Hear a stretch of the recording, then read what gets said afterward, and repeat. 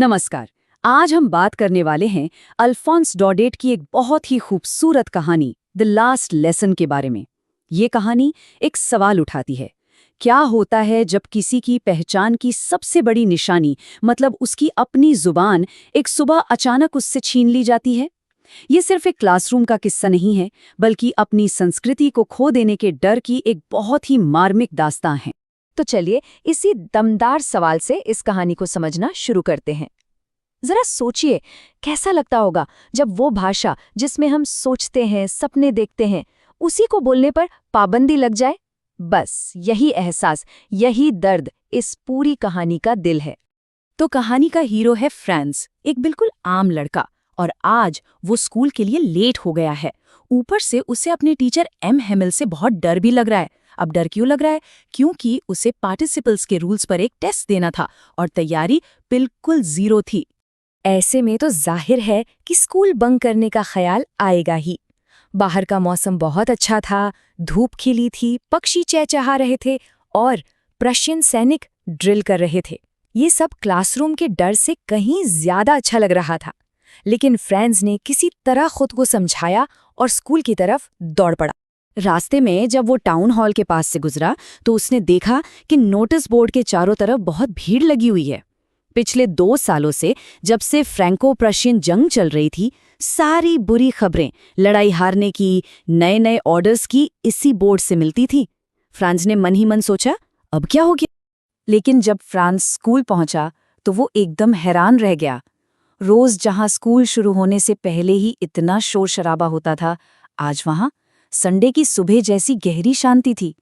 आप इस स्लाइड पर देख सकते हैं, एक आम दिन और आज के दिन में कितना बड़ा फर्क था। ये खामोशी थोड़ी अजीब थी, किसी बड़े तूफान से पहले वाली शांति जैसी। और क्लास के अंदर का माहौल तो और भी चौंकाने वाला था। एम हेमिल ने अपने सबसे अच्छे कपड़े पहने हुए थे।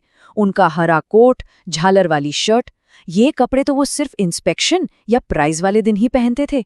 और सबसे अजीब बात, क्लास की आखिरी बेंचें जो हमेशा खाली रहती थीं, आज गांव के बड़े बुजुर्गों से भरी हुई थी। फ्रांस को कुछ भी समझ नहीं आ रहा था। और फिर एम हेमिल ने बोलना शुरू किया और उनकी बातों से उस दिन की सारी पहेलियां एक ही झटके में सुलझ गईं।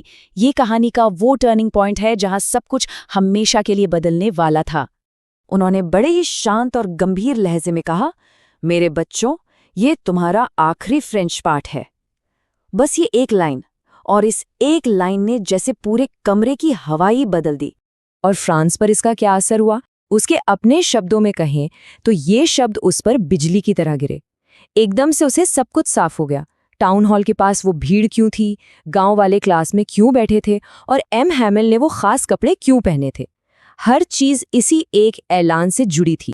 तो असल में हुआ ये था कि प्रशा के साथ जंग हारने के बाद फ्रांस को अपने 2 जिले अल्सेस और लॉरेन जर्मनी को देने पड़े थे, और बर्लिन से ये ऑर्डर आया था कि अब इन जिलों के स्कूलों में फ्रेंच नहीं, सिर्फ जर्मन पढ़ाई जाएगी।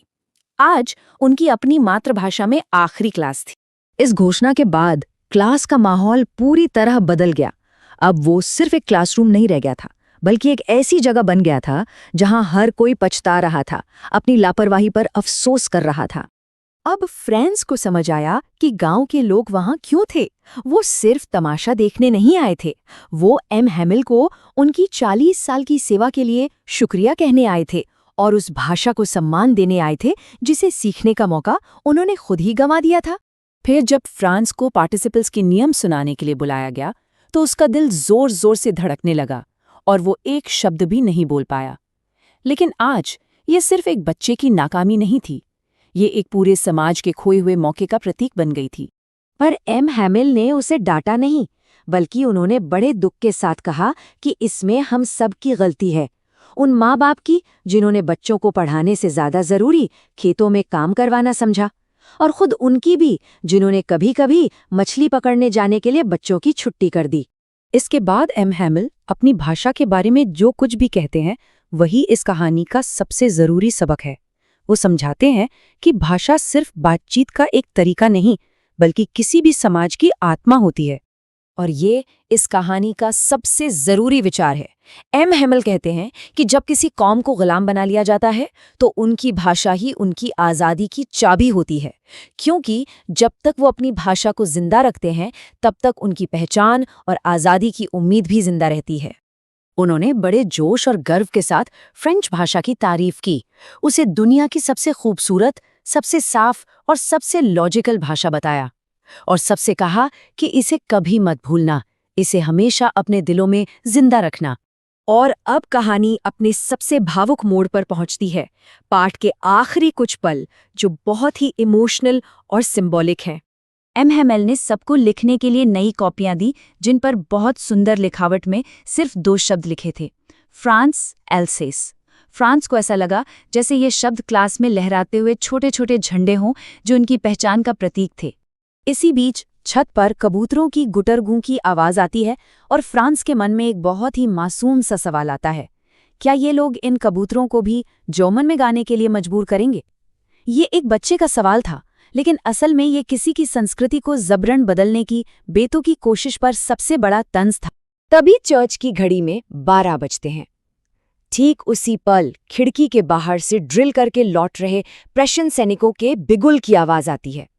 ये एक इशारा था कि एक दौर खत्म हो गया, आखिरी पार्ट समाप्त हो चुका था। एम हैमिल अपनी कुर्सी से खड़े हुए। वो कुछ कहना चाहते थे, लेकिन इमोशंस इतने ज्यादा थे कि उनका गला रुंध गया, वो बोल नहीं पाए। तो वो ब्लैकबोर्ड की तरफ मुड़े, चौक का एक टुकड़ा उठाया और अपनी पूरी ताकत लगाकर जितना बड़ा लिख सकते थे लिखा, वेव लव फ्रांस, जिसका मतलब है फ्रांस अमर रहे। ये उनका खामोश लेकिन सबसे ताकतवर जवाब था। द लास्ट लेसन हमें सिखाती है कि अपनी जड़ों को समझना और लगातार सीखना कितना जरूरी है, और सीखने की इसी प्रक्रिया को हर स्टूडेंट के लिए आसान बनाने के मिशन के साथ ई पाठशाला की तरफ से एक छोटा सा संदेश है। अगर ये चैप्टर एक्सप्लेनेशन आपको पसंद आया हो तो इसे लाइक ज़रूर करें, अपने दोस्तों के साथ शेयर करें और ई पाठशाला यूट्यूब चैनल को सब्सक्राइब करना ना भूलें। ये सामग्री उन सभी विद्यार्थियों के लिए बहुत काम की है जो NCERT को कॉन्सेप्ट के साथ समझना चाहते हैं। याद रखिए, आपकी एक शेयर किसी और छात्र की पढ़ाई को आसान बना सकती है।